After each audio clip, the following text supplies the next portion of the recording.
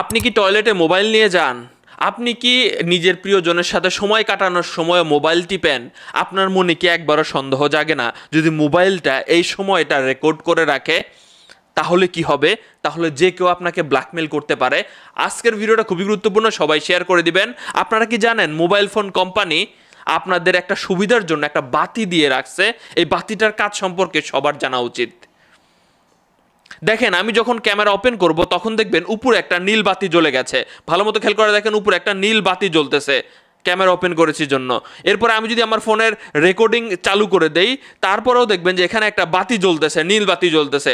অর্থাৎ দেখতে পাচ্ছেন এখানে একটা নীল বাতি জ্বলতেছে। আপনার এই জিনিসটা খেয়াল রাখতে হবে। আপনি যদি ক্যামেরা ওপেন করেন তাহলে নীল বাতি জ্বলবে স্বাভাবিক। আপনি যদি রেকর্ডিং অন করেন নীল বাতি জ্বলবে স্বাভাবিক। আপনি ফেসবুক লাইভ করতে যাবেন, নীল বাতি জ্বলবে স্বাভাবিক। আপনি যে কোনো সফটওয়্যারে আপনি ভিডিও করছেন তাহলে নীল বাতি জ্বলবে স্বাভাবিক। ফোনে কথা বলার সময়, ইমো, মেসেঞ্জার, হোয়াটসঅ্যাপে কথা বলার সময় বাতি জ্বলবে স্বাভাবিক। কিন্তু আপনি ভিডিও গান দেখতেছেন, আপনি ফেসবুক চালাচ্ছেন, তখন বাতি জ্বললেই কিন্তু বিপজ্জনক সংবাদ। আপনার ফোনটাতে আপনি কিছুই করছেন না, তখন এই নীল বাতি জ্বলে থাকা মানেই আপনার ফোন আপনার কথা শুনছে, আপনার ফোন আপনাকে ভিডিও করতেছে। না হয় আপনার ফোনে অন্য কেউ কোনো সফটওয়্যার ইনস্টল দিয়ে দিছে, কিংবা ভাই আপনি এমন সফটওয়্যার ইনস্টল দিচ্ছেন যে আপনার সকল কিছু রেকর্ড করে নিচ্ছে।